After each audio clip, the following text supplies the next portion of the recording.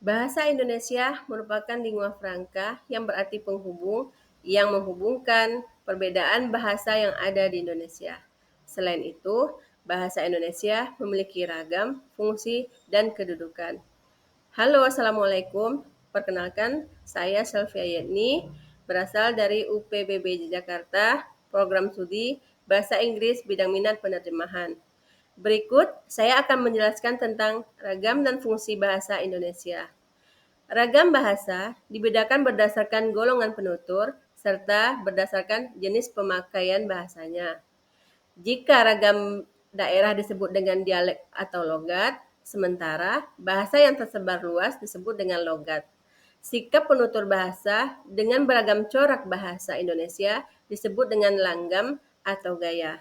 Faktor yang mempengaruhi langgam itu biasanya adalah umur, kedudukan, tingkat keakraban, materi pembicaraan, serta tujuan komunikasi. Ragam bahasa sendiri terdiri atas tiga, yaitu ragam lisan, ujaran, dan tulisan. Fungsi dari ragam bahasa terdiri atas dua, yaitu ragam bahasa tinggi yang biasanya diperoleh melalui pendidikan formal dan ragam bahasa rendah yang biasa didapat dari bahasa ibu.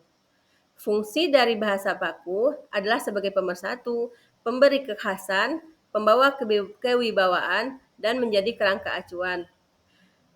Keragaman yang dialami oleh bahasa Indonesia. Ragam bahasa yang bersifat perorangan disebut dengan idiolek. Selanjutnya, ragam bahasa yang digunakan sekelompok masyarakat di wilayah tertentu disebut dengan dialek.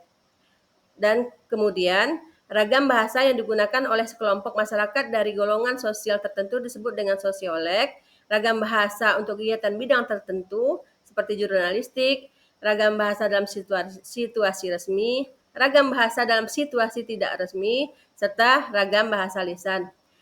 Hubungan bahasa Indonesia dengan bahasa daerah dan bahasa asing adalah bahasa Indonesia merupakan alat untuk menjalankan administrasi negara, alat pemersatu suku bangsa, dan media untuk digunakan dalam menampung kebudayaan nasional. Sementara bahasa daerah menurut Sunardi akan segera punah jika tidak digunakan oleh anak-anak dan siswa di sekolah sebagai bahasa di suatu forum.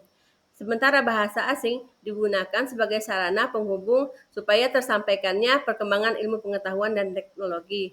Sekian, terima kasih.